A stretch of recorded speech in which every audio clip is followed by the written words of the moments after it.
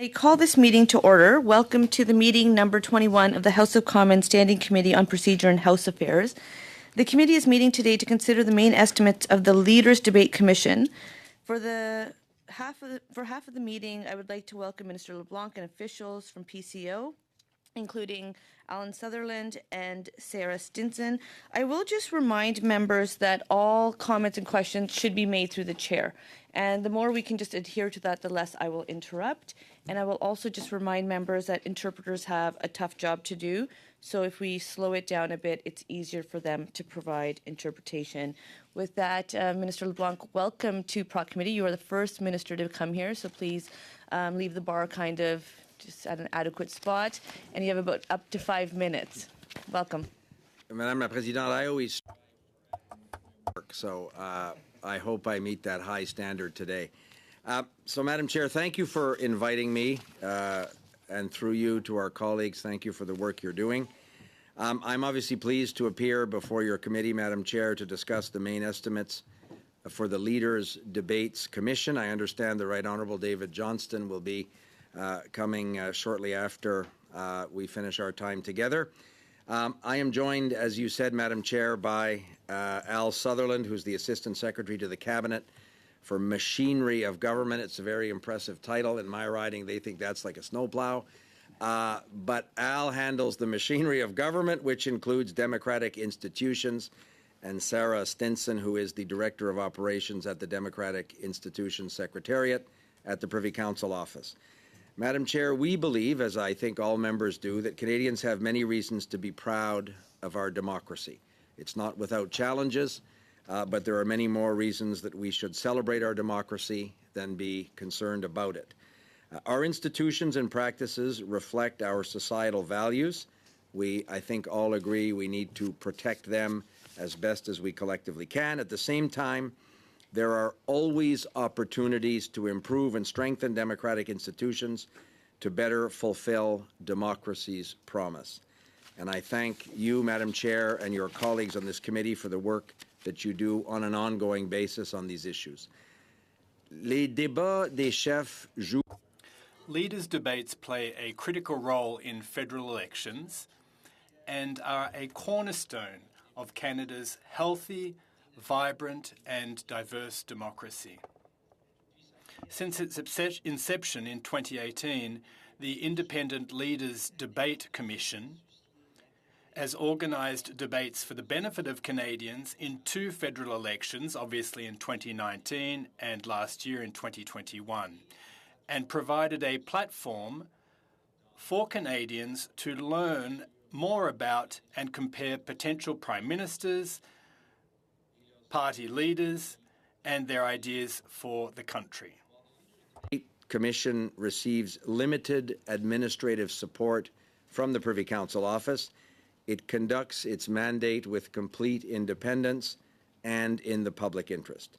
Led by an independent commissioner and supported by a 7-member advisory board, the Leaders Debate Commission mandate is to organize 2 leaders' debates, 1 in each official language, for every federal election. In November 2020, I announced that the Leaders Debate Commission, originally established to organize debates for the 2019 general election, would remain in place for the subsequent election. As I said, that was obviously last year. The government also reappointed the Debates Commissioner, the Right Honourable David Johnston, for a 4-year term, and I am grateful that he has agreed to stay in this role, and we, I think, can all benefit from his leadership, his knowledge, his experience, and his judgment.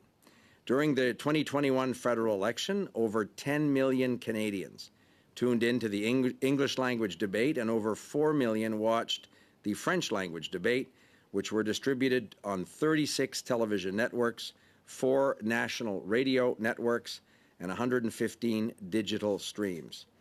The debates were more accessible than ever, provided in 16 languages, including 6 Indigenous languages, American Sign Language, and La Langue des Signes Québécoise.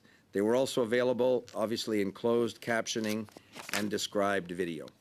Dans les mois qui ont suivi, la In the months that followed, the Commission conducted a lessons learned exercise based on its experience with the 2021 debates.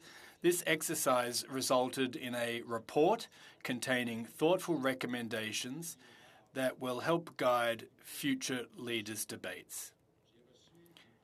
Now, from the Prime Minister, I got the mandate to review this report on how to improve the leaders' debates and to take any steps necessary to ensure that the debates continue to serve the public interest.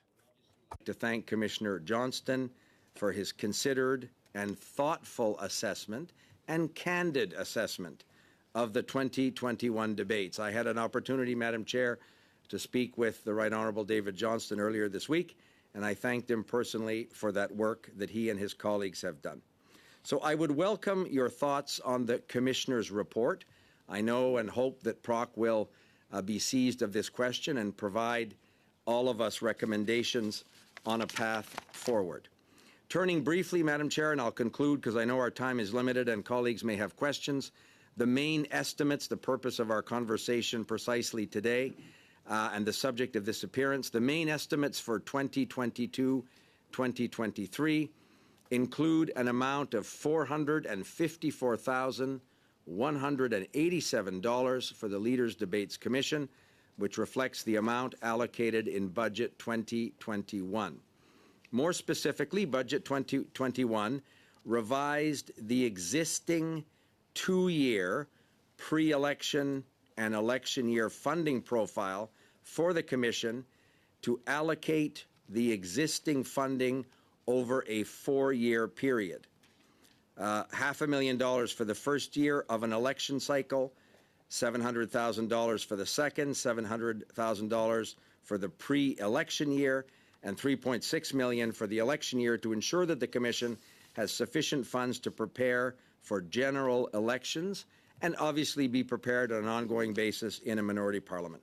These measures will help ensure the leaders' debates continue to play the role that we hope they can in subsequent federal elections.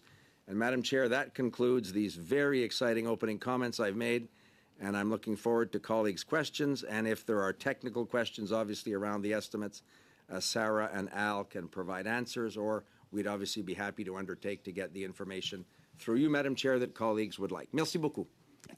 Merci beaucoup pour vos commentaires. Donc, on va... Thank you very much for your comments. We'll start with 6-minute rounds. We'll start with Ms. Blogg and then Mr. Fergus and Mr. Terrien. Ms. Blogg, your floor is yours. Madam Chair, and through you, I would like to thank our witnesses for joining us today. Thank you, Minister LeBlanc, for being here, as well as your departmental staff. We appreciate the time that you're giving to our committee today.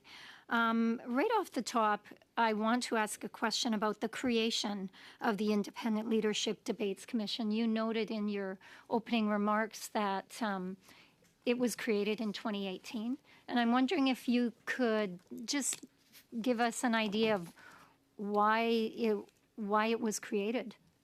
It didn't exist prior, and just wondering what motivated the creation of this commission. So, Madam Chair, thank you for the question. Our government, I think all of us who were candidates or interested, at least, if not candidates, in the 2015 election, saw a series of debates organized in some cases regionally, in some cases by networks. The various leaders participated in many of them, some not in all of them. There were obvious questions raised around what are the appropriate eligibility criteria, how did various networks or organizations or universities decide whom to invite. We thought it would be important to have an independent, thoughtful opportunity, and the obvious choice of the Right Honourable David Johnston, we think, impressed upon Canadians the seriousness of this effort, his reputation, his independence, I think allowed for a thoughtful discussion of how to organize in the most accessible way possible access to leaders' debates. So the basic principle, Madam Chair, to answer our colleagues' questions, was to ensure the highest degree of accessibility. So networks were able to carry, obviously, these televised debates, listen to them on radio, as I said, and it would offer a neutral platform for the party leaders to be able to connect directly with Canadian voters. It is an exercise in evolution. There were some things that may have worked well, some that didn't. The commissioner has obviously offered reflections, but that was sort of the basic motivation. And many other democracies, of course, we think of European countries, have similar structures. Thank you very much, Minister. I'll just follow up then with another question. You defined the relationship between PCO and this commission as having limited administrative support, or providing limited administrative support. Does the PCO provide any funding to the leadership commission? I know you outlined an amount here. Does that come directly from PCO?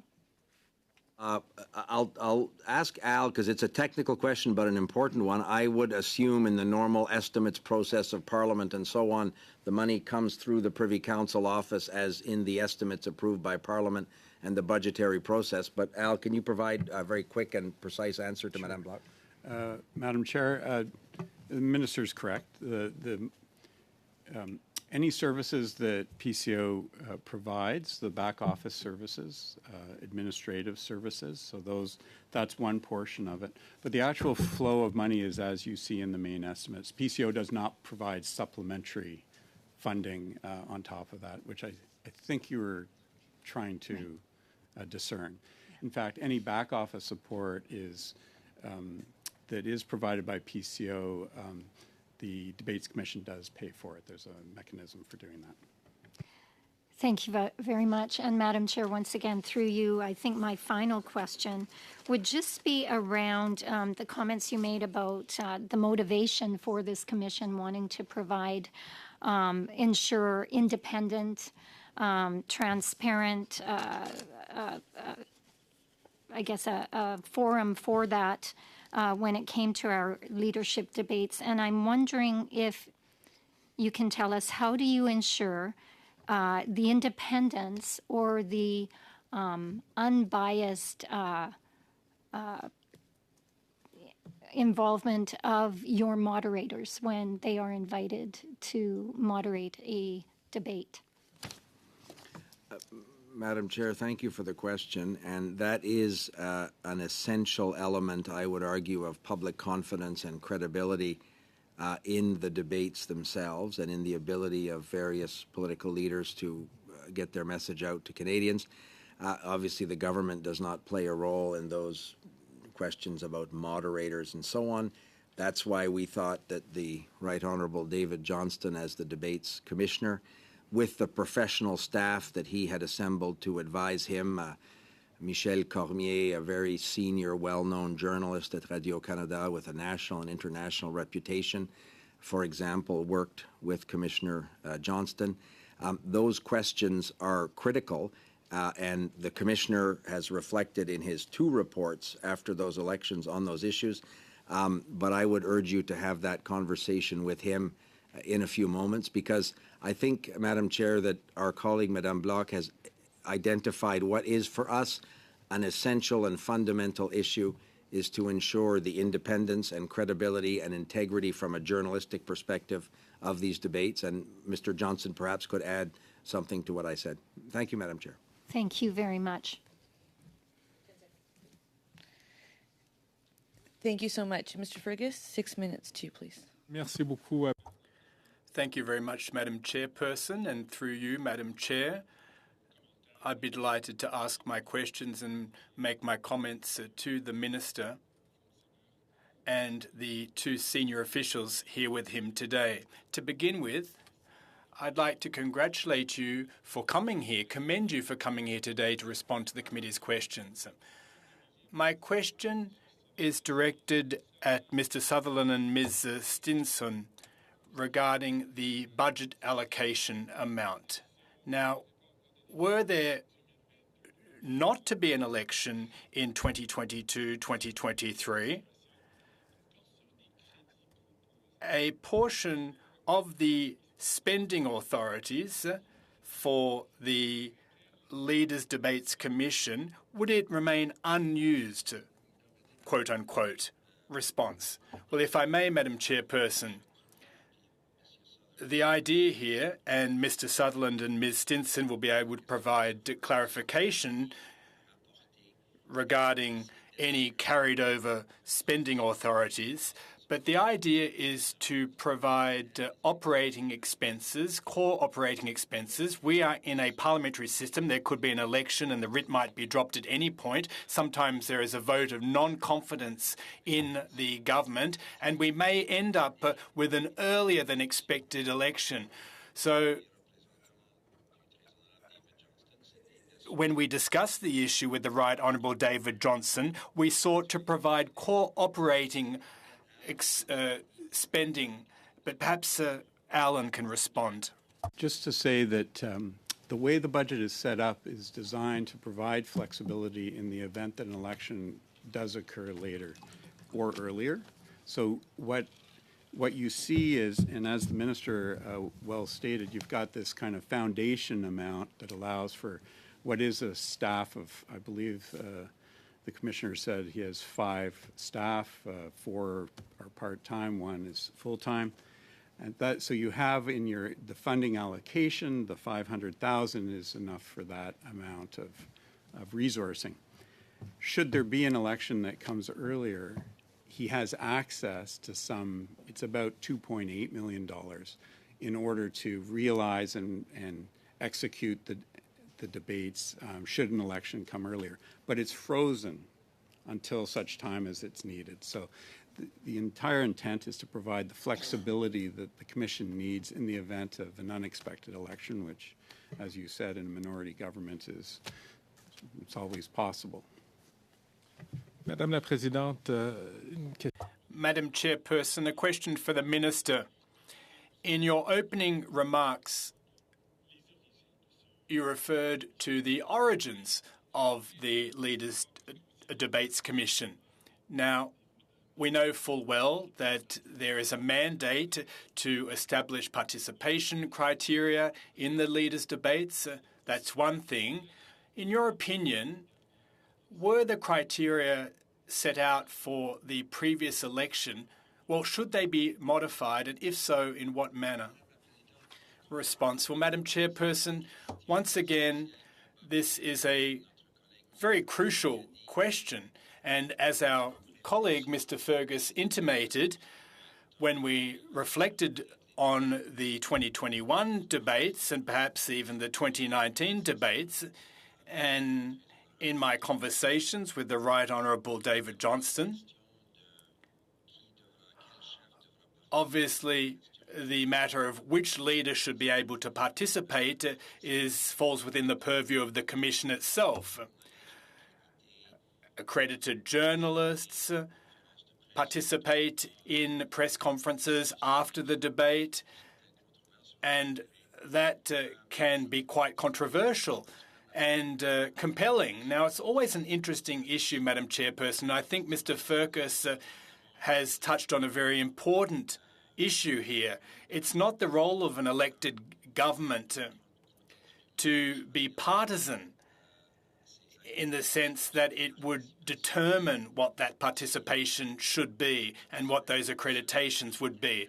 The onus is on the Commissioner to do so in line with transparent and public criteria that the Commission tells Canadians about. And those criteria have changed since the first debates in 2019 and through to last year's debates. Now, we rely on the independent judgment of the Commissioner, and his recommendations that are in his report, and his advisory board, of course, provides input alongside with professionals. Now, what impressed me in my conversations with Mr. Johnston is that he has gone to great lengths to understand what occurs in other jurisdictions, in other major democracies, whether it be in Europe or the Americas. And I think it is that consultative process that, in a sense, has guided the Commissioner and his team. But obviously it's a controversial issue, and I'll defer to Mr. Johnston to explain the context further. Mr. Minister, thank you very much. Terrien, 6 minutes pour vous. Mr. Terrien, 6 minutes, please. The floor is yours.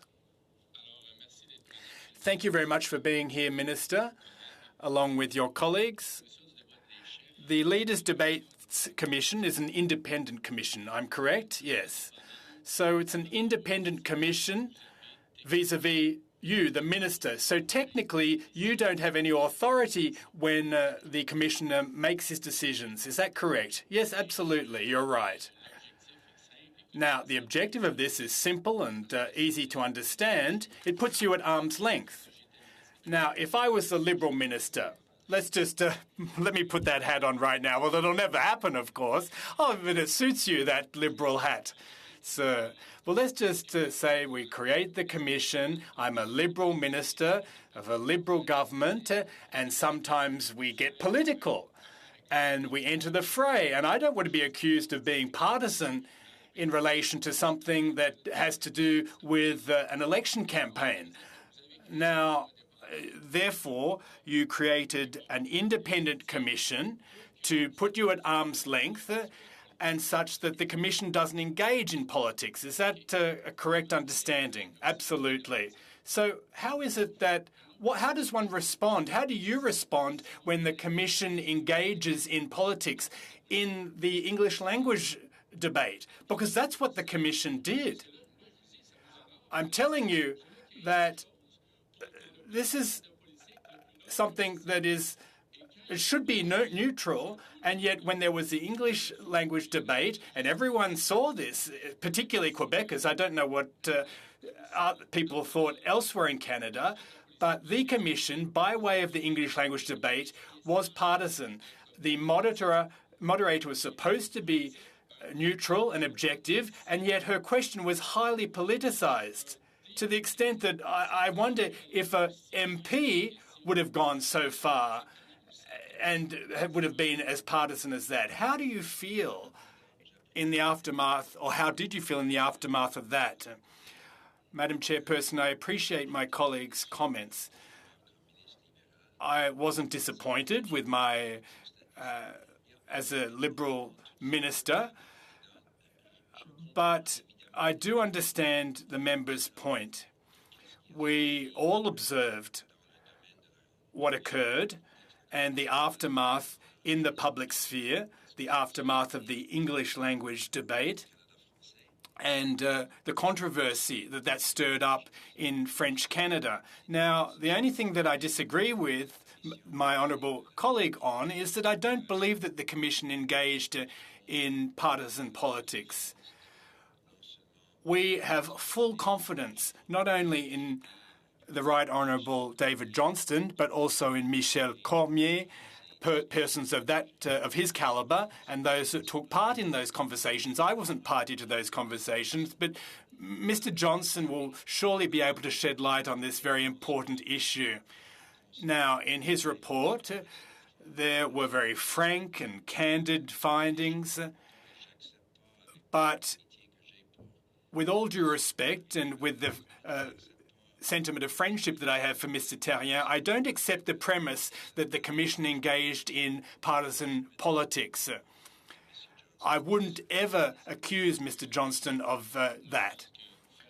Well, listen, I think that being political and engaging in partisan politics is to present a stance and to be judgmental in an effort to show that one is right. And that's what the moderator did. Did the commissioner or did the Commission engage in politics by way of the moderator? I believe so.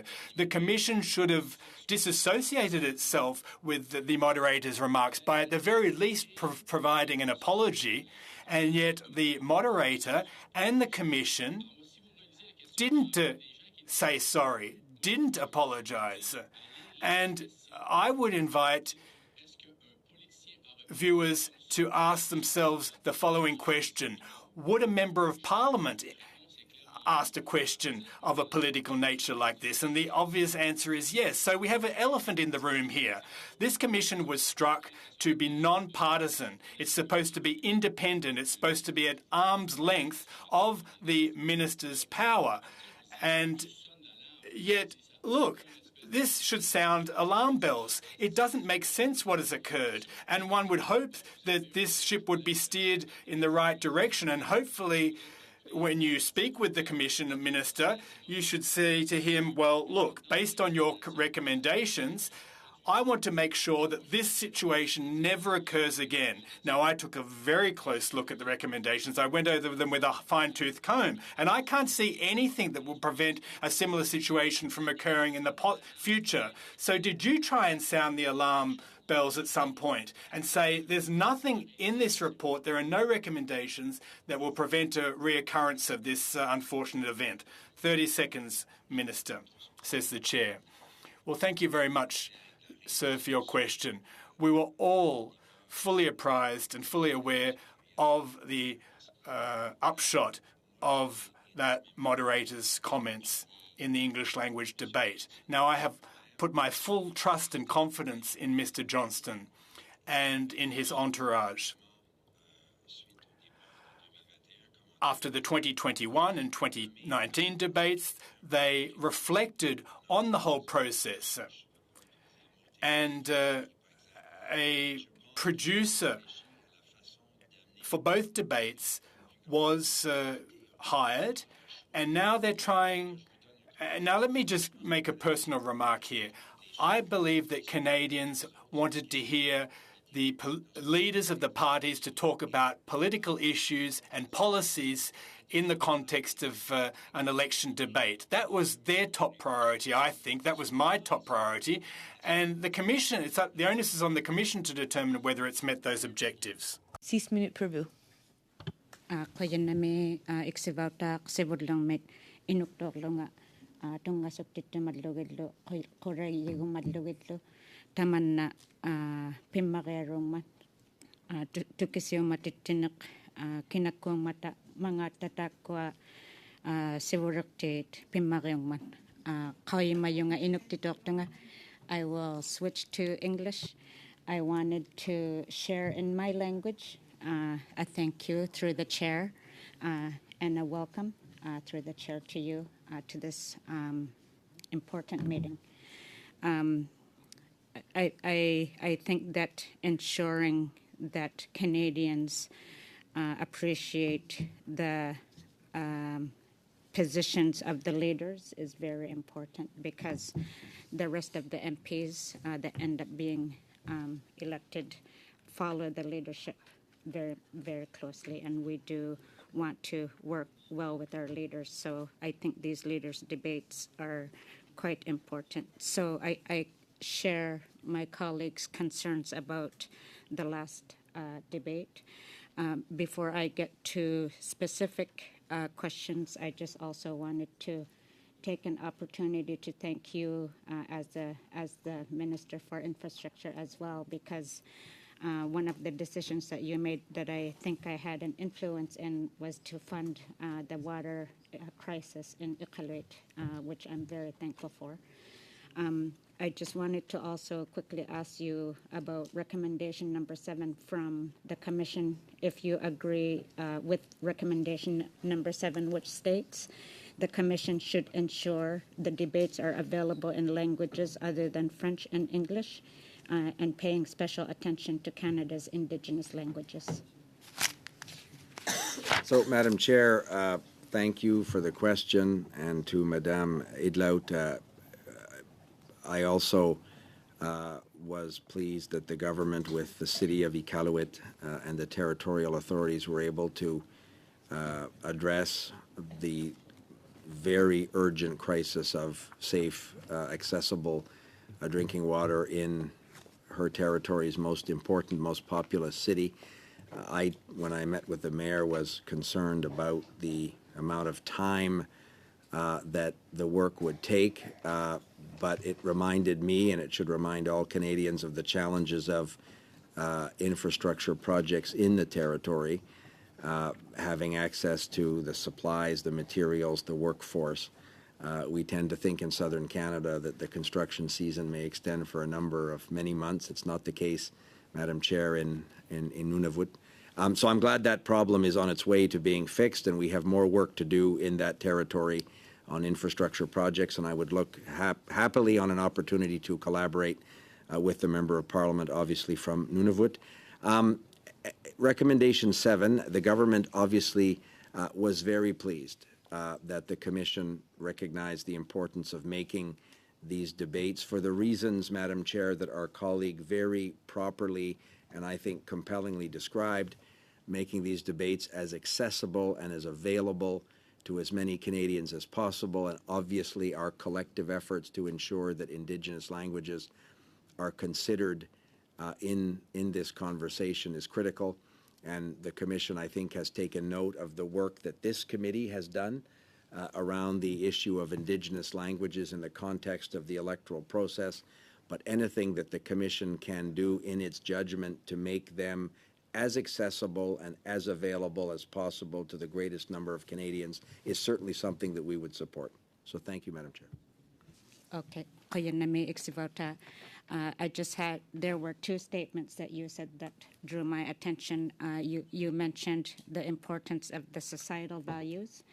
You also talked about the highest degree of accessibility. Those two seem to be quite important that we need to make sure are monitored, are measured. In terms of these debates, it didn't sound like the journalists and the moderator shared these same values. And I wonder how you would ensure that if there is to be another commission, if it is supposed to go ahead, or even without one, how would you ensure that the journalists and the moderators are sharing those values of using the societal values that might exclude certain perspectives, like ensuring Indigenous languages during debates as well? So, Madam Chair, again, through you, thank you for the question. I think when I spoke of societal values, I would think that those would be, certainly if those of us around this table that are lucky enough to be elected representatives of our communities, those societal values would include things like an open, accessible, fair, and free democracy, something that I know everybody who is honored enough to sit in Canada's House of Commons would aspire to. Our democracy, like all democracies around the world, is not without challenge. But the ability of Canadians, and I think our colleague, Madam Chair, has correctly said it, the ability of as many Canadians as possible to participate constructively in an informed and thoughtful way in the policy debates that should, and in our view, do form the basis of a national election campaign. That necessarily requires that they be available in as many languages as possible. That's one of the great strengths of our country, is the many languages spoken on this land, and in many cases the longest standing voices heard on our land are those of Inuit people and other Indigenous peoples. So for me, it's absolutely important that the Commission continue to examine that, and we have every confidence that Commissioner Johnston and his staff will ensure that the independence of the moderator, of the producers, ensures that these factors are also part of that conversation. Thank you for that great exchange. We will now move on to 5 minutes for Mr. Stanley, followed by 5 minutes to Mr. Turnbull. Et puis 2 minutes et demie pour 2.5 minutes then for Mr. Terrien, followed by 2.5 minutes for Mrs. Elgold. Thank you very much, Madam Chair, and thank you for the witnesses for being here. I have a couple questions around the cost and the reasoning for the debate commission. First of all, I want to make sure I have my numbers right, Minister LeBlanc. So you said $500,000 for this year, 700,000, then 700,000, and then if there's an election year in 24, 25, 3.6 million. Is that right on for the numbers that you had given us?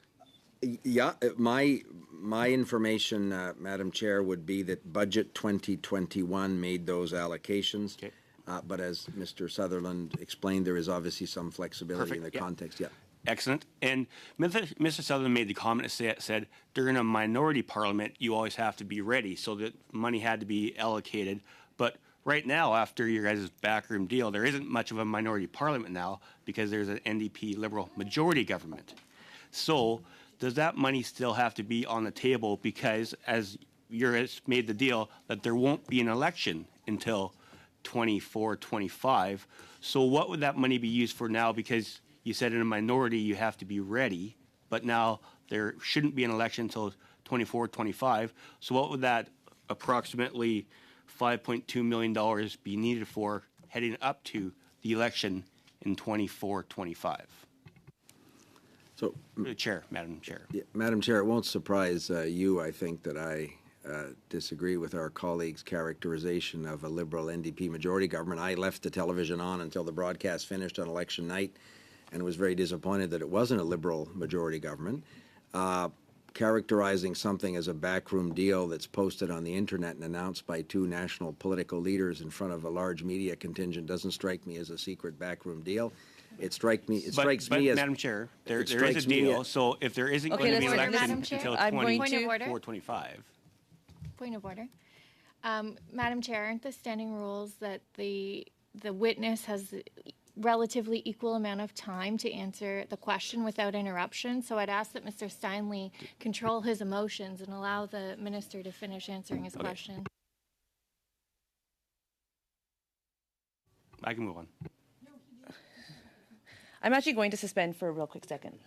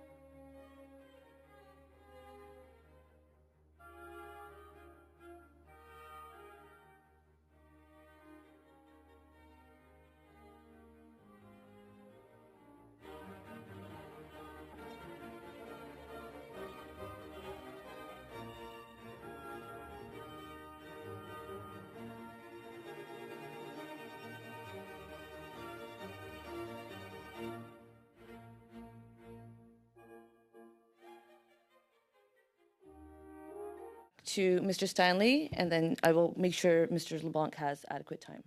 Madam Chair, I'd ask the question to Minister LeBlanc through you. Does he believe that $5.2 million is the best use of taxpayers' money when, prior to this, in the elections 2011, 2015, there were other groups that were willing to put on leadership debates that didn't cost the taxpayers a dime? Madam Chair, the answer would be yes. Democracy is everyone's business.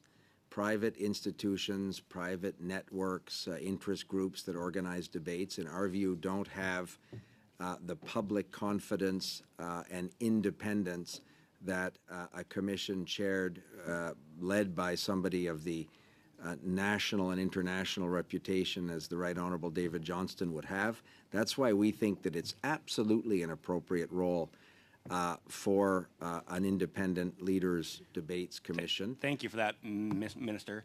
But as our fellow committee members have just said, this is probably was one of the most biased leadership debates that we've seen in our country with the moderators. So if he's talking about independence and democracy, how could it be then that this debate that was put on through with taxpayers' dollars was one of the most biased debates Canadians have seen in the history of our country?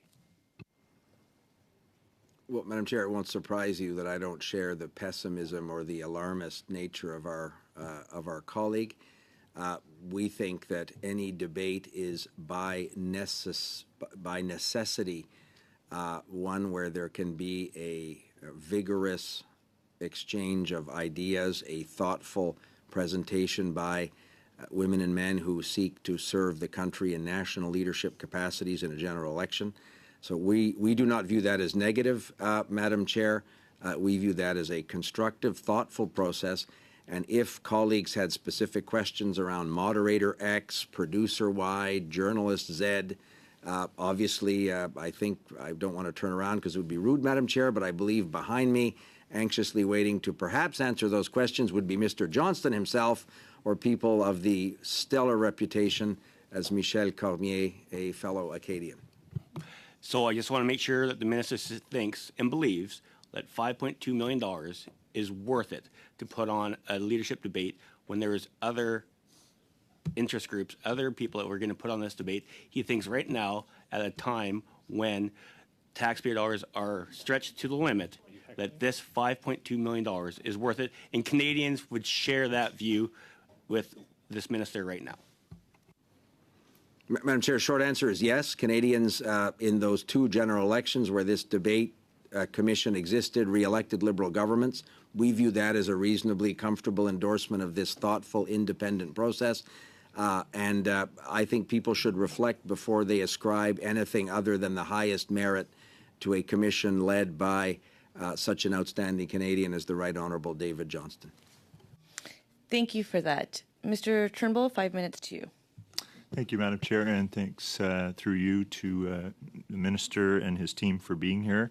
It's great to have you and see you as always, and we really appreciate your time today.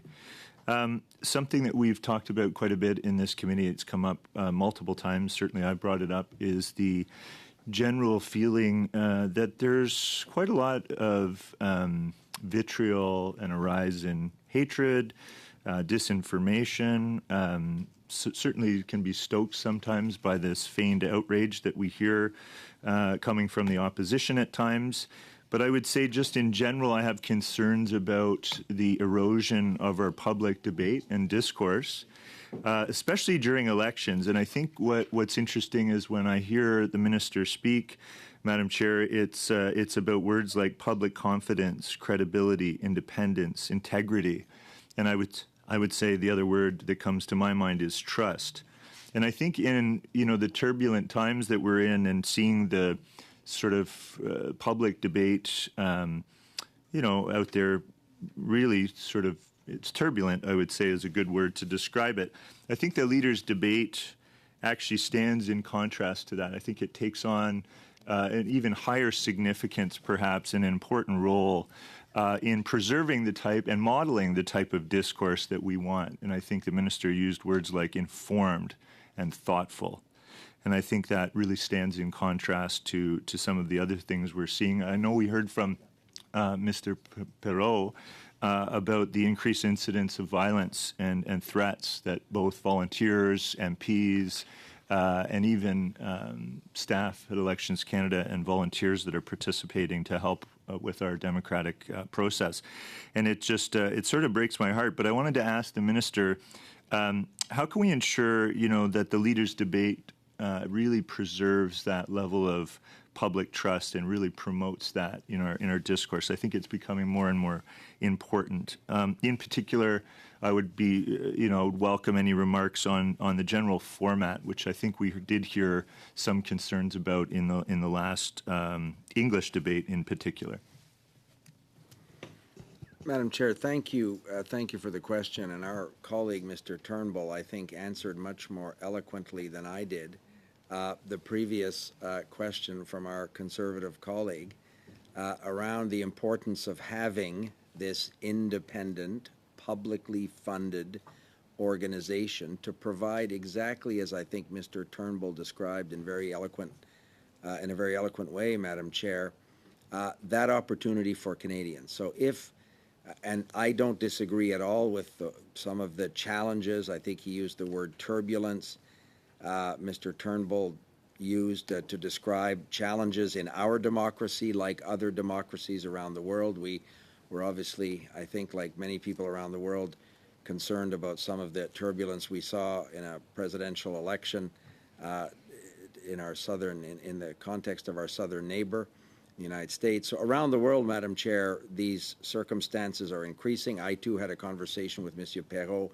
which, and I share again Mr. Turnbull's analysis, was concerning around the increase of disinformation, of threats, intimidation, electoral people who work very modestly remunerated, many of them volunteers, to help organize the elections. So those are ongoing challenges. I know this committee will have some, I hope, thoughtful reflections on how we can work together to strengthen those institutions. But the Leaders Debates Commission, in our view, as I think Mr. Turnbull enunciated, is a critical part of that democratic infrastructure to ensure fair, accessible, open, and transparent access. It doesn't mean it's not without its own turbulence as well. And again, we've taken note of public and political comments around specific individuals that participated in some of those debates.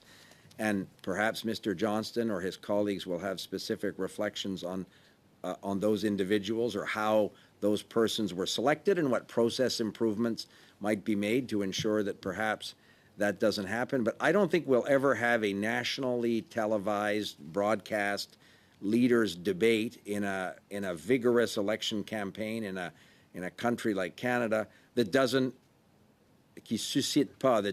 generate controversy.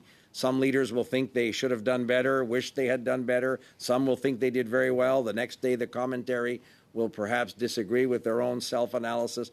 All of that's a normal part of this discourse, and that's why it's important to have it in the hands of independent, thoughtful people, which removes the idea that interest groups or private sector organizations are perhaps setting up these conversations. Thank you.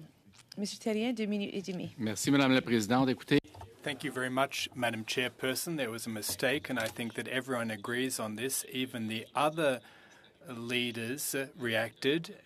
All leaders reacted at some point, but everyone agreed that it was a very serious mistake that was made. Now, if you look at the recommendations that were issued, they don't suit me. I understand that the Commission is at arm's length and independent, and that's all well and good, but you can see that there was a serious mistake that was made. Now, the aftermath of, in other countries of debates, that was caused by politicians, not the moderator. In our case, it was the moderator that created the controversy. So if the recommendations are inadequate and insufficient, and if a similar situation to occur again, how would the minister respond? Aren't his hands tied if this were to occur again, given that the recommendations are not clear enough? Madam Chairperson, I agree with what Mr. Terrien just said to the extent that all leaders of political parties in the aftermath of the debate, including the leaders, expressed their concerns and misgivings about the question posed by the moderator. And as an elected official, my elected representative myself, and I won't put words in the Commissioner's mouth, but as a member of Parliament, I would have preferred that that controversy never occur. It wasn't constructive, and it gave the wrong impression, I believe, and I share Mr. Terrien's leader's thoughts back at that time, in a sense. And, Madam Chairperson, it's perhaps your committee's role, and you'll hear from Mr. Johnston, you'll take note of the recommendations in his report. The government is very much looking forward to hearing your committee's recommendations and suggestions and insight, and were the government to decide to adjust the structure and enhance or improvement in any way based on your committee's recommendations, and of course your committee's recommendations will be factored in. Well, thank you for the kind invitation to our committee to work on this together, because we do have our work cut out for us. Because what I read doesn't suit me. It doesn't shelter us from the kind of disastrous situation that might occur in the future again. And I choose my words carefully here. A whole nation and its people were accused of being racist, and it's completely unacceptable. I'd remind you that the National Assembly was revolted and was up in arms in the face of that infamous question that was asked. And I hope that doesn't happen again, and Quebecers deserve better. Madame la Présidente. Merci beaucoup. 2.5 minutes to you, Ms. Idil. From my understanding, that there were a lot of huge issues with the format and with the moderator, that it seemed to be more, that it had become a platform for journalists, that in fact that Canadians did not get a good sense of what the leaders' platforms were.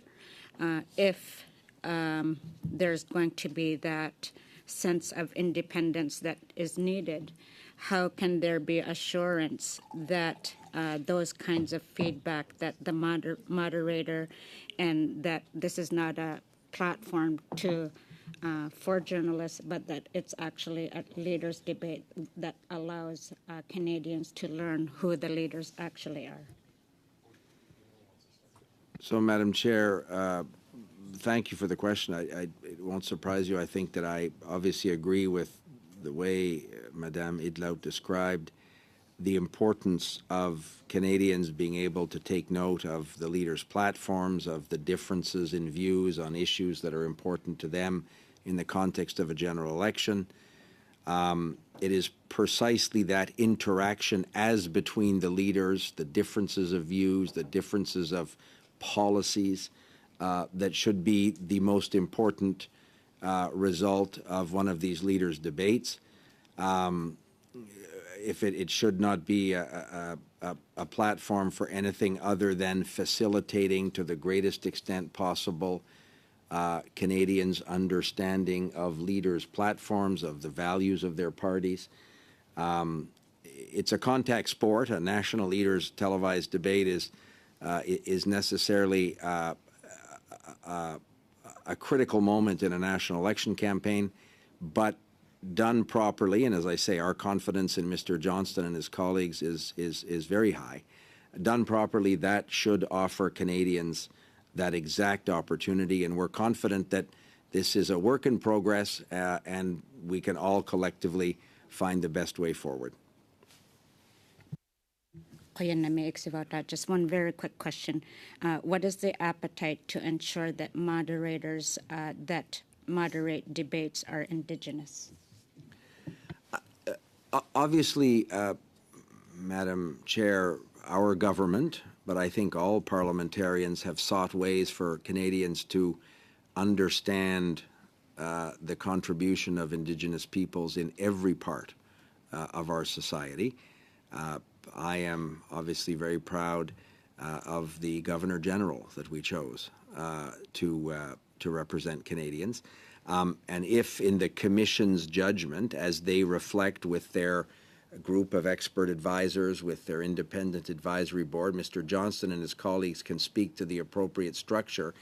But that's exactly the kind of suggestion, Madam Chair, that if this committee offers future commissions, I would hope and believe that there'd be an opportunity for them to take that into consideration as they independently make these decisions. Well, thank you, committee members, and special thank you to our minister and to Mr. Sutherland as well as Ms. Stinson for joining us today. With that, you are excused to proceed with the rest of your day, and I'm sure there'll be plenty of questions and opportunities for us to continue the conversation. So please keep well and safe. Madam Chair, thank you, and thank you to our colleagues. I look forward. Perhaps we'll have occasions on legislation or other issues that the Prime Minister has confided to me, an opportunity to appear again with your committee. I was a member of this committee, enjoyed the many hours I spent on the issues that you study, and I thank you for inviting me this morning. Excellent. And we will suspend and switch panels. Thank you.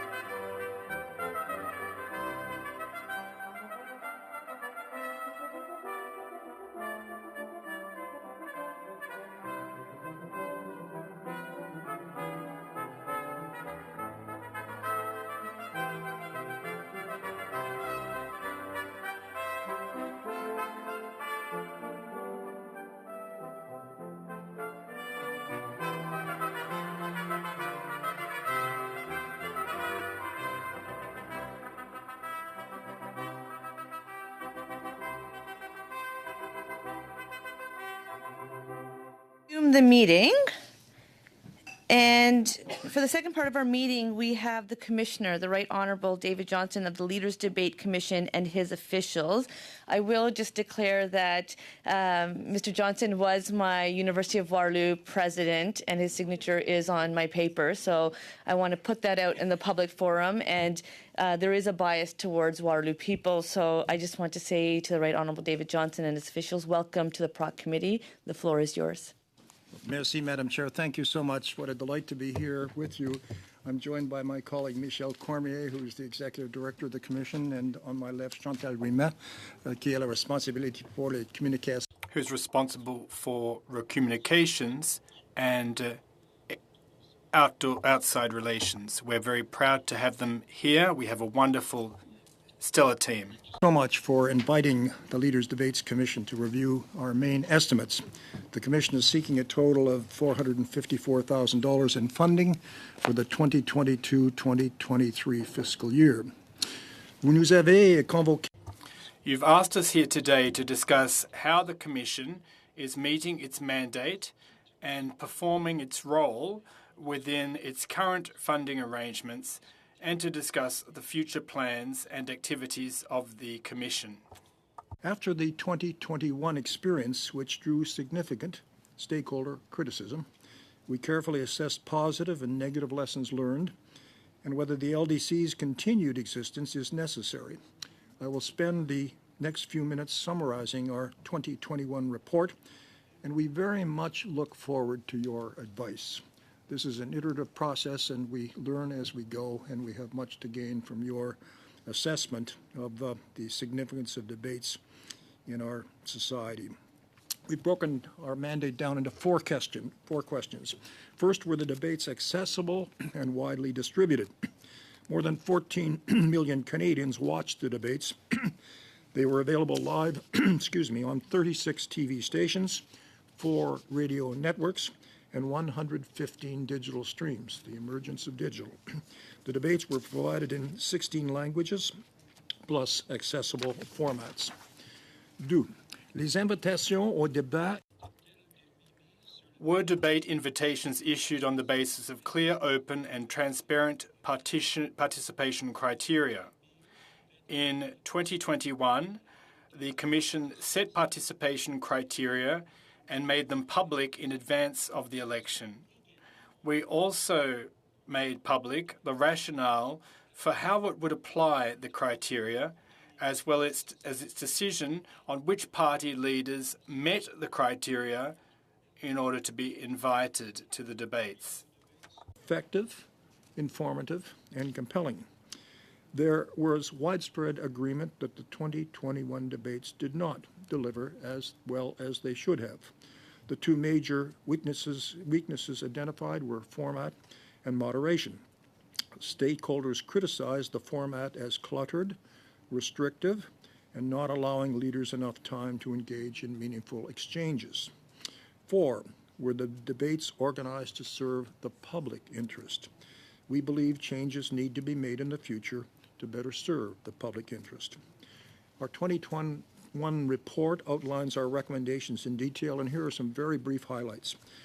The Commission should have final approval over the format and should work with stakeholders between elections to develop a simplified format that best serves Canadians. Select the debate moderator based on expert consultation. Maintain sufficient permanent capacity between elections to ensure it can organize debates at short notice and, more generally, to cultivate relationships between elections to foster discussion both in Canada and in other countries. Be headed by a debates commissioner whose appointment process involves consultation with the registered political parties represented in the House of Commons. And the Commission should ultimately be established through legislation or similar mechanisms, in our view, with a periodic review process such as every 5 years, in order to prioritize greater continuity, transparency, and access to resources. Its institutional makeup should prioritize real and perceived operational independence, cost effectiveness, and administrative agility. Au cours des 12 over the course of the next 12 months, we will improve the debates such that they will better serve the public interest. We intend to consult with debate organisers internationally and in Canada on best practices related to format and moderation.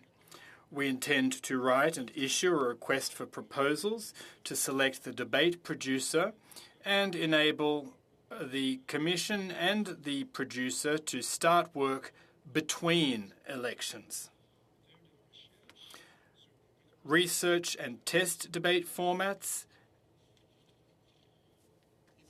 Mandate to select the moderator, we will consult widely with experts to develop a transparent selection process, a detailed set of qualifications for the moderator, including capability, experience, and political neutrality, and a due diligence process to ensure that the attributes and qualities being looked for by the Commission are verified. We intend to work quite collaboratively with the debate's producer. So let me return to the $454,000 in funding that is being sought. Cost effectiveness is fundamental. I have a Scottish heritage. In our first mandate in 2019, we received $5.5 million and spent approximately $3.9 million. In our second mandate, 2021-2022, we spent approximately $3.5 million. Nous constituons une petite... We are a small secretariat with only one full-time staff member and 3 part-time staff. I repeat, 1 full-time staff member and 3 part-time staff members. We believe that debates are integral and important, but we also believe that they can be produced and organised with full regard for administrative efficiency and financial efficiency. And if it is decided that the Commission should become a more permanent structure, we will continue to operate with that as one of our core principles. And now I'd happily entertain your questions. Merci beaucoup. Thank you very much for your opening remarks. And we'll start with 6-minute rounds of questions. Ms. Gladue, followed by Mr. Turnbull, Mr. Terrien, and Ms. Edlaut. Ms. Gladue, the floor is yours. And thank you to our witnesses for appearing. My first question has to do with one of the parts of the estimate. Now, we've heard that with the NDP committing to support the Liberals through to 2025, we don't expect to have an election before then. And so when we look at the professional and special services of $203,652 every year that there's not an election, what is that money actually being spent to do? That would include some of the research capacity that we bring on and the consultation we do. It would include the continuation of our information technology setup and using our website in particular to broadly develop what it is we're working on and what are the best practices for debates, etc. It would include some degree of professional advice. I'm a lawyer, and alas, lawyers are expensive, particularly when you get into litigious matters. And Michelle, why don't you comment in more particularity on that expenditure category? Well, yes, so we expect to continue to do the work to develop, continue to evaluate what are the best debates practices, not just here, but abroad. We're already in contact with debates producers in other countries because there are a lot of elections this year. So we want to make sure to gather the best expertise possible on issues like moderation, format, distribution, reach, to make sure that, the next debates are even more successful than the last one. So that's what the money will serve. And with respect to the moderators, are they paid a fee or a stipend? And if so, can you give us an idea of how much that is? The question again, how much it is for the... Yeah, do you pay the moderators a stipend or a fee to moderate? How much? Go ahead, Chantal. It's part of the production budget. Let me come back to the earlier question, which is a very important one. One of the exercises we will do is work during that period with the request for the debates producer and team, and not leave that to sort of the actual election. period. And in working with that chosen debates production team, have the necessary consultation, particularly with respect to format and particularly with respect to the qualities of the moderator. And in doing that, really develop our reach into the broader scholarly community in and around what makes for best debates, why they're essential in our democratic process, and how we can do better in Canada. And there's a wide body of knowledge there that we have been tapping into and have found it enormously helpful. And I think our So ambition- it's in the production Specifically specialist production. budget. Yeah. Do we know like how many moderators you had? I'm just trying to get an idea of what they get to do a debate. Yes, well, that comes with the purview, as Chantal has said, of the allocation we make to the debates production team to carry out the debate. And what we have funded is to look at traditionally what the debates production team, usually led by CBC Radio Canada, does as traditional debates, and then we're prepared to pay for what is necessary going forward to accomplish broader objectives. Thank you. That doesn't really tell me how much, but anyway, I'll move on. In terms of the format, what feedback have you received? What changes would you make in the go forward, in terms of lengths of questions or changes you would make to enhance the debates? That's really a very important question. This has been an iterative process. In the two exercises we've had, we have gotten greater familiarity with what makes for the best public interest in debates. And the changes that we are proposing coming out of the 2021 debate is that the debates production team had the responsibility for choosing the moderator and largely the responsibility for the format.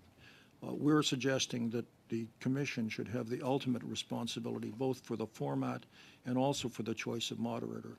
And from our studies around other jurisdictions, and I think even home, the role of the moderator is really very essential in terms of the quality of the debate. Let me just develop that a little bit because it's important to understand the different components of this and who should be responsible for what. We are proposing that the Debates Commission has ultimate responsibility for the format. And that involves the forum, the town hall, whether a debate is open or not to the audiences, the number of segments and determination of segments, opening and closing statements, participation from audience, panels or guests, video packages, etc., the timing, the length of the debate, the length of each segment, how long each leader has to answer a question, how much time should be devoted to each theme, length of open debate sections, the number of questions posed to each leader, but not the themes or topics of the questions. And it's very interesting that in the 2008 debates, there were 8 questions. In the 2021 debate, there were 45, a very different style altogether. Moderation, which heretofore has been in the hands of the debate producer, we're recommending that the Commission have ultimately responsibility for that. And the role of the moderator refers to any person on the stage, including journalists asking questions, but the moderator must steer or chair the debate or keeps track of timing or engages with leaders by posing questions and follow up with questions to the leaders. And so for greater clarity, a journalist who's on the stage engaging with leaders, asking them questions and following up questions is, for that period of time, a de facto moderator. A member of the public who's seated in the audience or live, etc., is not. And then we come to a very important category, and there's a fair amount of controversy about this, and that is editorial. The editorial components of the debate include the themes and questions to the leaders, including determining those themes and questions, the order of the themes and questions, and indeed the specific wording of each question. Essentially, editorial is what the leaders are talking about and which themes and questions they're being asked. Moderation is who asks these questions. Format is how the mechanics of the debate will unfold and where are the logistics. Thank you. We're suggesting that the final choice for moderator should be the Commission. Thank you, Madam Chair. Excellent. Thank you. I would just pass it over to Mr. Turnbull now for 5 minutes. And just a reminder that we are here to talk about the estimates, and our time is very limited. Mr. Turnbull, over to you.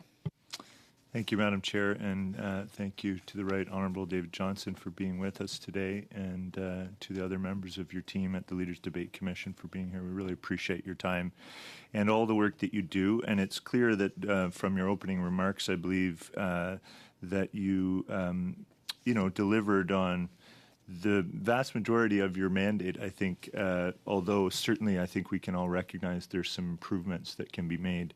And I think, I appreciated your report and your opening remarks because, you've been quite candid about the areas where there's been some feedback that's, where the debate could be improved significantly, I guess. And so for me, I mean, you made very clear that it's the format and the moderation. I think you've provided a list of suggested solutions. For me, and I think for many others, they viewed or even called this particular debate, the English debate I'm referring to in the last election, as more of a journalist showdown. And that's sort of, I think, how it felt for people. I think it would be interesting to start from, what is it that, and I think Minister LeBlanc, when he was here earlier, said this, it's really about what informs the public discourse the best? Like what information does the public really want to get out of the leaders' debate? And we all know that it's a high-intensity moment. It's a high-pressure moment for a general election. And so there's a lot riding on it. And so I think it's really important that we work to get it right. So I wondered if anybody had sort of worked back from what does the public, like if we took almost the average citizen and say, what do they really want to get out of the debate? And how do we preserve that within the format? Because it's certainly the format really impacts on what they get out of it. I heard stories of people who turned the channel in this, they didn't actually watch the debate. They started to watch it and were turned off quite quickly. And that was very disappointing to me as someone running in the election, of course. But so maybe I'll pose that question through you, Madam Chair. Would welcome any remarks that you have. Madam Chair, that's such an important question, and we've consulted a lot on that, and I think we've tried to capture some of that consultation in our report. In particular, the Canadian Election Study Group, led out of the University of Toronto, but with people across the country, and the widespread work that they've done to try to answer that question with others and reflected in changes we're suggesting for the next iteration. Number one, the public wants to understand the policy positions and the platforms of the parties as clearly and as in much depth as they possibly can through the election campaign, but particularly through the debates. And secondly, they want to get a sense of who the leaders are. What kind of leaders are they going to be? What do they stand for? What are their values? What are their abilities to take those positions of their party and lead them into concrete action? I think those two are essential. It's interesting to me that these consultations said people listening to the debates are not interested in entertainment and not particularly focused on the knockout blow that entertainment often, but are interested in seriousness and thoughtfulness in probing and permitting a citizen to engage more thoughtfully in exercising his or her vote. How much more time do I have, Madam Chair? Oh, great. So thank you for that response. That was really great, and that's sort of what I was hoping to hear. And I wonder if we work, from that and look at the debate format and then say, for example, could there be more time in general for the debate? Could it be a bit longer? Could there be, a different arrangement? Certainly, I think there's been, a suggestion that maybe there should be less questions. I mean, it certainly felt like there was a lot of good journalistic questions that came forward in that last debate. I actually was, with some exception, I was impressed by the questions. But that was sort of what I think most people were left with, was that there was great questions, but almost no contrast of answers from political parties. So certainly less questions would leave more time for responses. Anyway, maybe I'll leave that for the moment. That's more of a comment, but I'll just ask, whether, in some of your suggestions here, you've talked about, looking for individuals that have neutrality. And I wonder how, within a selection process, you can really ensure that you get a moderator that has political neutrality. Thank you, Madam Chair. Really, that's quite fundamental. And as you see, we've spent a fair amount of time in our report trying to understand that. What are the qualities of the best kind of moderator? And the experience of other jurisdictions is very helpful. Again, underlining the importance of that individual, both in forming the questions and then dealing with them with the leaders. It's very clear that the best moderator is one who is sort of invisible. This is an opportunity for the leaders to present their views, their characteristics, and so on. And the moderator should be a facilitator of that. One of our expert advisors said the moderator should be, I think, like a referee in a match of some kind, not playing on the field, invisible, but ensuring that the rules are followed and that the time is, etc. In there, I think experience is really important. Credibility with the parties themselves, integrity and trust. And someone who's not making a career out of this particular appearance, but sees himself or herself as a facilitator on the stage, kind of like a chef d'orchestre who doesn't play any instruments, but ensures that the various sections function in some kind of harmony. Now, that perhaps sweet music is not the best analogy for a debate, but that's the kind of thing. And I should add that one of the reasons that we think it's important that the Debates Commission continue during the non-election periods is to do thoughtful work on that and collect the best experience from around the world. What makes for good moderation, what makes for good formats, etc. And then present it in Canada and put Canada in a position where that we really do have a good understanding of how debates work well in an election process. Thank you. One day debates will sound like an orchestra. I can't wait. Mr. Thérien, 6 minutes. 6 minutes. Thank you very much, Madam Chairperson. I'd like to welcome our colleagues who are here with us today, and of course I'll be asking them questions. I have a lot of questions to ask you, and I'd like concise and precise answers to the extent possible. I can't impose my will on you, but let's get started. The English language debate was a fiasco, so we can leave it at that. I could read newspaper articles out loud to you, but I won't do that this afternoon because I think there's a consensus around this. Even my colleagues from other parties agree with me. Too many questions, not enough debate, too many journalists. The focus was too heavily placed on journalists and not enough on politicians, where it should be the other way around. I'd like to come back to the format of the debate. Very quickly, who proposed the format and who agreed to it? Where did the buck stop? Who rubber stamped it? 15, 20-second response, please. Well, that's a crucial question. Fundamentally, it was the moderators. And we agree now that the buck should stop with the Commission when it comes to the choice of moderator after a broad consultative process. And of course, then it's up to that individual to have editorial choices.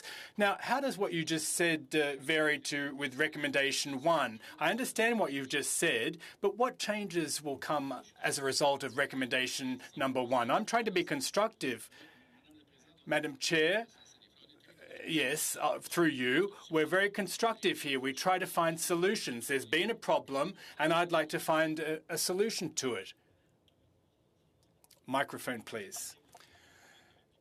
Now, previously, we asked the producers to provide a format in the submissions process, and we could reject it or accept it. But what we're proposing now is between elections to work alongside with a producer who's chosen ahead of time, not just a couple of months in the lead up to the election, and that would give us enough time to flesh things out with that producer, to call on outside expertise, have a more simple format in the interests of the public. Well, that's very clear. Very clear. Excellent.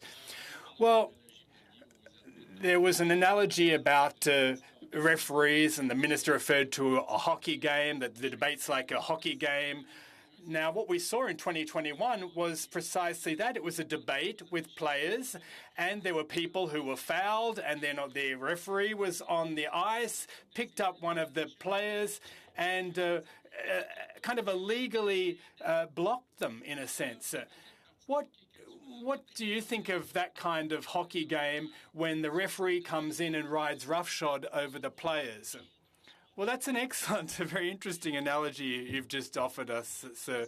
Well, it was kind of laughable in a sense. Now, turning to the second recommendation, We know that the moderator erred. She made a serious mistake. She wasn't objective. She wasn't neutral. Everyone agrees on this. She should no longer moderate the debates. Everyone agrees this. How can we avoid this kind of thing reoccurring?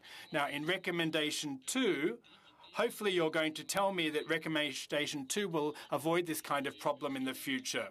Through the chairperson, I'm sorry to cut you off, but your time is running out. No, you're right to interrupt me, Madam Chairperson. But through you, Madam Chair, I'd like an explanation as to recommendation 2. Well, that is why we have said that we need to focus our efforts on ensuring that our moderators are top-notch. What is the difference, Madam Chairperson, between the two? You're not listening to me, Madam Chairperson. I'm speaking through you. What is the difference between what is being proposed, what has been under recommendation 2, and what was done previously? I'm having trouble following. Please proceed. Well, the Commission wasn't involved in the choice of moderators previously. So that's the fact of the matter. What we're proposing is that going forward, we would be responsible for the choice of moderator. Now, we are not seeking to trample on the Commission's mandate. We want to work alongside producers, alongside experts. We're in communications already with experts across the world on these issues. We're already writing up a preliminary list of important attributes and qualities of moderators, and that the moderators should be familiar with the party leaders, they understand electoral issues, and that they have garnered the respect of party leaders in a sense, and that they facilitate the debate. So what we're also trying to do is, in order to address the criticisms that we received in relation to the previous debate, it's important to work together to flesh out a list of attributes for these moderators and choose them on the basis of those criteria. I have a suggestion to make. You've been a journalist, Mr. Cormier, if I'm not mistaken, in a previous life. Yes, that's correct. There's an ethics code for journalists, and you have to uphold that code. Now, what the moderator did, she engaged in fake news, disinformation, and cast judgment on a Quebec piece of legislation. A journalist cannot do that because of their ethics code. Tell me, am I right or am I wrong in asserting that? Well, what we're trying to do is move forward so that there are no problems like this in the future. Well, I'd just like to close on this particular, if you could, well, there was 30 seconds left over from my previous round, wasn't there?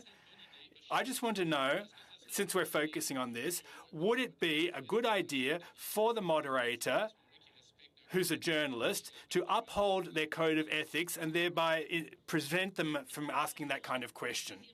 We can take more time in the second round, if you wish.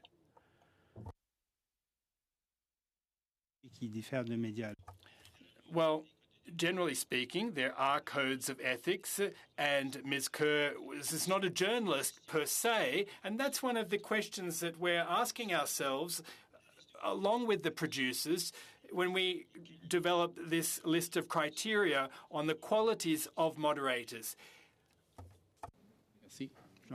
Thank you very much. You're welcome. I'll keep a minute for you in the next round, Mr. Terrien. Thank you so much to the witnesses, to the Right Honourable David Johnson. I wanted to thank you particularly when you were the Governor General. I really enjoyed your service and how you highlighted hockey. As a hockey player myself, you really inspired me to continue to want to play even as I got older, so I thank you for that. I just wanted to ask about the report, because throughout the whole report, stakeholders is used quite often, and I've looked at Appendix 3, and there's quite a long list of stakeholders here, 7 groups of different stakeholders, and I think that political parties are particularly important as a stakeholder. So whenever you're referencing recommendations made by stakeholders, can you describe to us how much of the political parties' engagement would agree with some of those recommendations based on what you've heard? Because the sense that I get from the parties is that they didn't feel heard by the commission. And what did you do to make sure that they felt heard? Well, thank you, Madam Chair. To the member, we worked very hard at consultation generally with the stakeholders, and in particular with political parties or people who had political experience. Our advisory board, made up of 7 people, was mandated to choose people who reflected the diversity of the country and gender neutrality, but in particular individuals who had direct political experience. 3 of those, in particular, John Manley, Deborah Gray, and Megan Leslie, had long-standing experience in this body. And the other 4 were people who also had certainly interest in and some experience in the political activity, et cetera. And we profited greatly from that. Secondly, we undertook quite direct consultations with each of the parties, the party leaders or the party associating presidents, on a number of questions, including who should be in the debate stage, et cetera. And we continued that consultation both before and after the debates. And our own sense in those discussions with the parties is that they were actually quite satisfied with the degree of consultation. And the findings of the Canadian Election Studies Group was that there was a good rapport with the parties. Now, we were careful that we simply didn't take their suggestions and say, that's it, one or the other. We carefully filtered them through others. But I think we, by no means perfect, and one could improve on, but I think our sense was that the rapport with the parties was certainly substantially more involved in the fundamental issues than had been the case when a commission was not present to do that. And the negotiations between the parties and the debates producers sometimes produced results that were not as good, including the failure to have an English debate in 2015. Okay, thank you.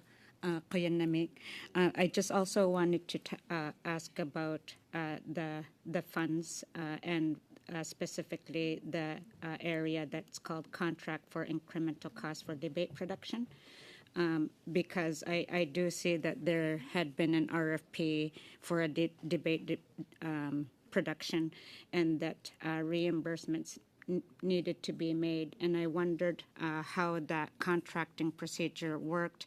And given the kind of feedback that you had received, it seemed that some of the contract obligations may not have been met, leading to some of the recommendations that are made by the Commission to make improvements so that, for example, the moderators aren't and the journalists aren't just promoting themselves, but this is actually a public process to ensure that more Canadians learn about who the leaders actually are.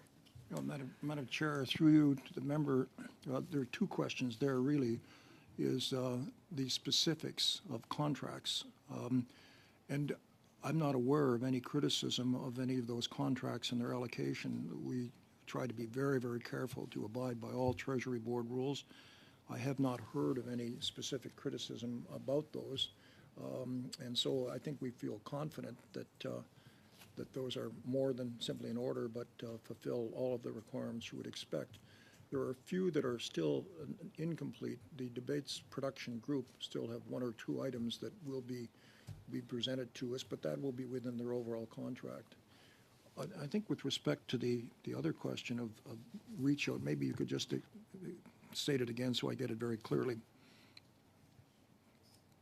So the feedback, for example, is that there were huge issues with the format, with the moderator, that there seems to be the journalists were raising their own platform as opposed to ensuring that it was the leaders' platforms, and those seem to go against what would go into a contract under the debate production.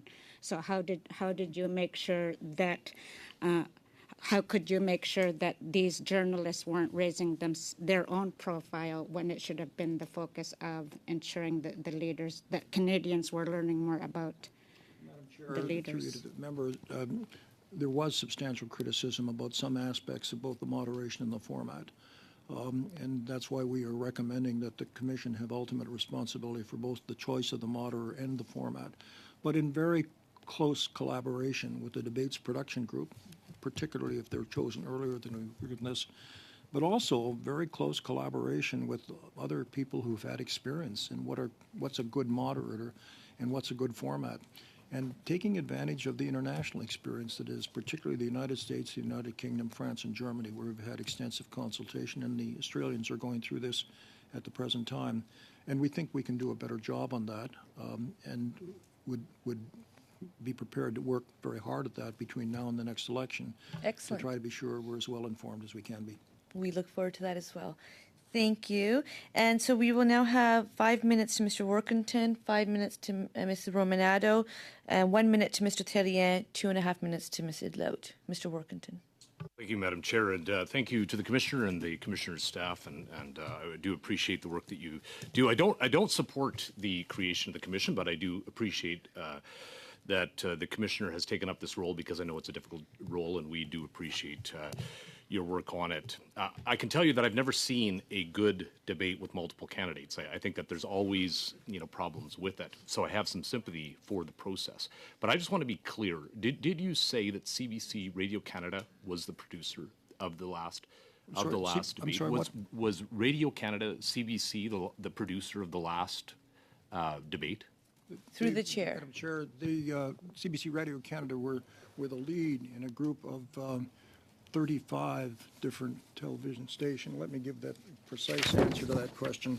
The Dates Broadcast Group was a partnership of 10 news organizations, with the CBC Radio Canada acting on behalf of the consortium which produced the two debates, and that's why the money actually went through CBC. So, through the chair, my understanding is then CBC led the discussions with regards to the editorial decisions, the moderation, as well as the format of the debate. Those seems to be the criticisms that you as a commission have received with regards to the last debate. Are you saying that CBC Radio Canada led the production team that was responsible for all those decisions? Madam Chair, through you, led would be a word which would be to say to kind of organize the group to come to a consensus on what was involved. And that group included media organizations like APTM, CBC, CTV, Global, Radio Canada, Nouveau, Les Coop de l'Information, L'Actualité, La Presse et Le Devoir. And so it was out of that collectivity that the decision was made. Who amongst... Sorry, were you not finished? I do apologize. No, that's fine. I just have very little time. Through the chair again, I just want to be clear. How were these participants paid? Was it a direct allocation to each one of them? Was it given to CBC to allocate that money according to their discretion? How did that work? Well, it was the public broadcaster managed the contract, which had a contractual commitment of up to $2 million, and the debate production then fell below that to just over $1.7 million. But what happened was that in the request for proposals, there was a clear set out as to what costs would be covered in what way. And as things proceeded, payments were made within that consortium for the expenses incurred. CBC itself as an organization will become a subject to debate in an election process. It has happened in the past, and I suspect that it will increasingly as it becomes more difficult to comprehend exactly what role CBC plays in our new modern media society, for society. So my question is would the Commission be prepared to eliminate groups that were subject to debate from the process of editorial decision-making, the moderator selection, as well as all other processes with regards to the debate? Well, first of all, the debates production team was chosen in a public tender process with a request for proposals, and the proposals came in and we made the judgment and looked at parts of that. Going forward, we expect we'll use the same kind of process, but we will begin it earlier and have much more intensive consultations with whoever is chosen as the debates production team. I can't speak on behalf of the party, but through the chair, I would just suggest that I would have some reservation about the neutrality or the view of non-bias of the Commission if, in fact, CBC led that in the future. I can tell you that I believe that there needs to be a public debate with regards to the future of CBC, having received billions of dollars from the taxpayer on an ongoing basis in between elections. And I believe that they have the possibility of at least an appearance of bias if, in fact, parties take differential opinions in terms of their future and how that may roll out. And so I know that you heard, because I heard from folks who also sent the Commission concerns about even the moderators from CBC who appeared in a selfie with Justin Trudeau. That was known to the Commission before the selection of that individual. Was there any concern, was that ever raised by members of the staff at the Commission about that particular, Rosemary Barton, I'll name her name, being selected as that person, having tweeted out a picture of her and Justin Trudeau prior to that? So the remainder of the time will go to the answer before I move on. Thank you. Madam Chair, first of all, thank you for suggestions on how one can manage best that process of the choice of the production team. With respect to the specific incident you mentioned, I'm not aware of it being drawn to my attention, and I'm not certain whether others of my colleagues have. Thank you. Well, I'm glad that has been shared. I'm going to go 5 minutes to Mrs. Romanato. Thank you very much, Madam Chair. And in full disclosure, I would also like to mention that the Right Honourable David Johnston was the Principal and Vice Chancellor of my alma mater as well, but at McGill University, however, I don't have his name on my diploma. With that, I'd like to thank Mr. Johnston, you for being here today with your colleagues. And I have two questions that I'd like to focus on. The first, obviously, is with respect to recommendation number 2 in the selection of a moderator. And I read in great interest the report that you submitted to the minister with respect to the moderation, and very clearly it indicated that some felt that we should consider having a single moderator for future debates, and that a veteran debate organizer remarked that a moderator should have a reputation to lose and not a reputation to build. And as a Quebec MP and Quebec candidate, I can tell you firsthand how incredibly insulted I was by Ms. Curl's unacceptable and biased question during the English debates. I think it was completely unfair, the question that she put forward and the assumptions that were brought forward in that. With respect to that, in your recommendation regarding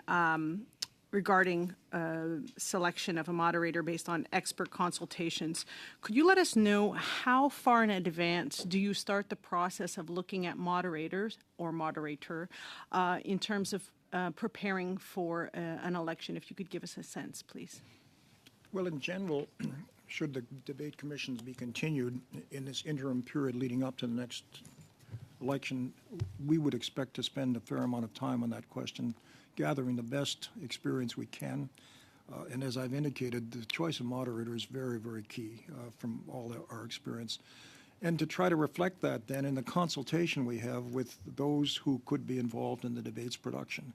And to ensure that we then have a transparent process for selecting that moderator, that we are set out the criteria that we think are essential, and then having made that choice as the election unfolds, to be sure we've done the due diligence that our expectations, in fact, are really there in terms of the track record.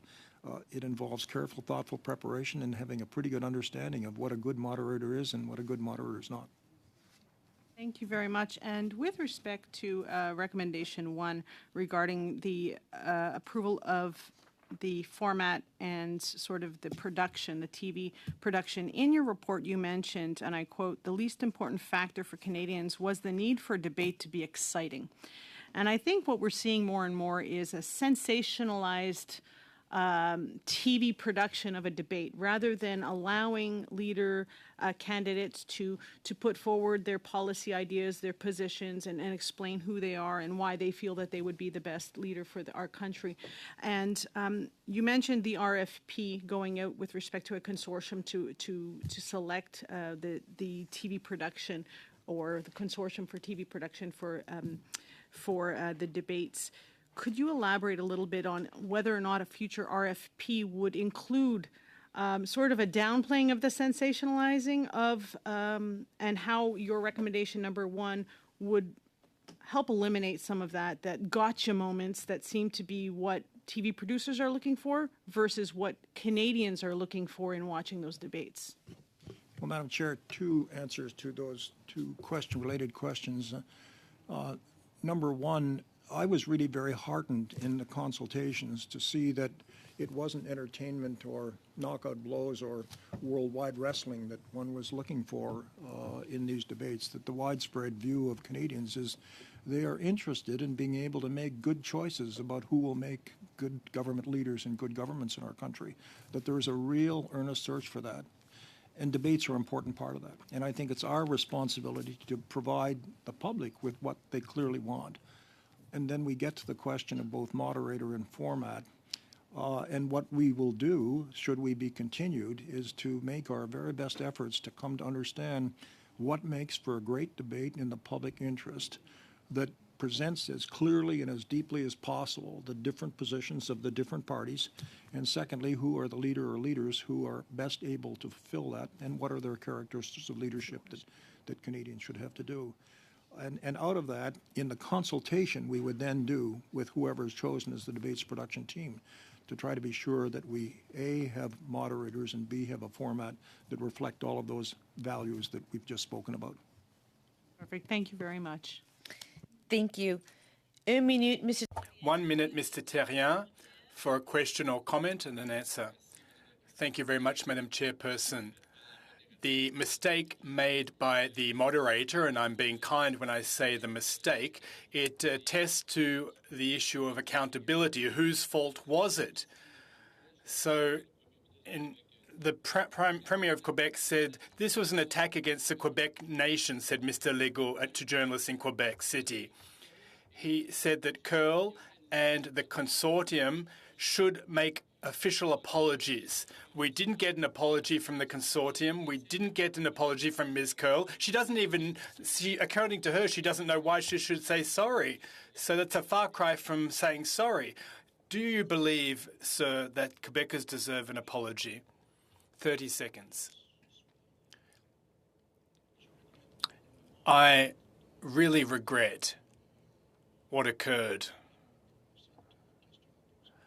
as a result of that question. Does it warrant an apology? I think that the witness has given his answer, so we'll continue with the next questioner. I